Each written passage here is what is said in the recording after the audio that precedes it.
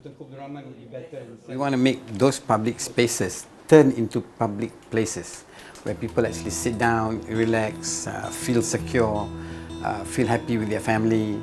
So this is the direction that KL is heading to in the next few years. Public space is where people actually enjoy the space. They are comfortable in it, they feel safe, they enjoy the city itself rather than passing through. They come to walk in the city and actually enjoy the space in the city. Chowkit by itself today is bustling and busy, but it takes quite an effort just to cross from one side of the street to the other. And also Chowkit is the home of the wet market, if you like, right? It's well known for that. So in terms of social contribution, if you look back, Sudirman I think it was in the 80s, when they had the show, the concert, it was the first thing ever, and full. The streets were full. People thought that could not happen in Malaysia, but Sudirman broke the ice, if you like, and created a concert in the street. And in many cities, like in Copenhagen, in Melbourne, people enjoy the streets as a public space, as a public place as well. So that's what we think in Chowkit. What will happen is that by closing certain streets, putting more landscape, having better public transport, you will make Chowkit into a much better place as it is now. It is already great, but you'll make it better. People will enjoy Chowkit. For now, it's like kind of a stigma, Chowkit, it's not as good as Bukit Bintang, but we don't want that. We want people to enjoy the city, doesn't matter where it is, for its vibrancy, for its friendliness, that's what we hope. Well, what is it? Socially, it'll be good for Malaysians as well, isn't it?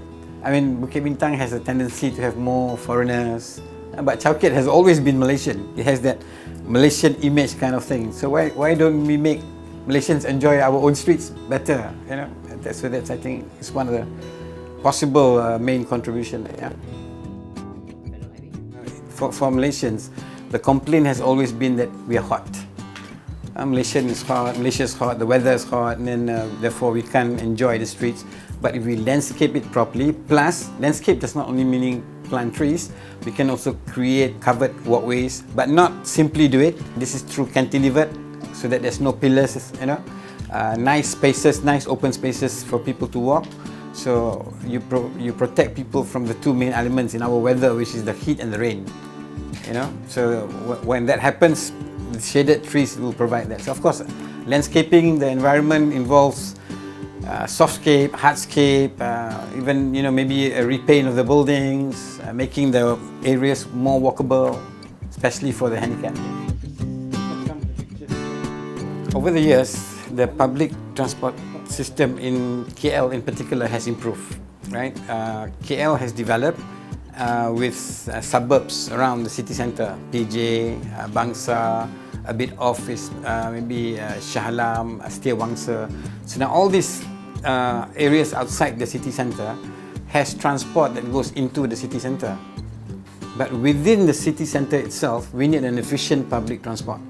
When we mean by efficient, means efficient and effective. Efficient, it's on time.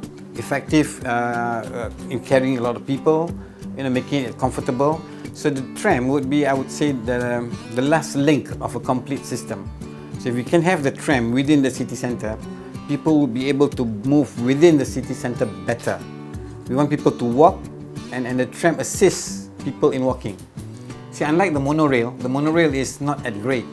The other transport system are not at grade. So the tram is at grade. It's better than the bus because it's efficient as well and it carries more people, and it's really at grade. When we mean at grade, it's the same level.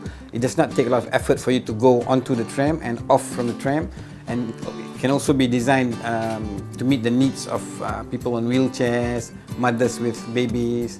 So the tram is the last link, within the city CBD, if you like, to make the city very, very accessible to everyone.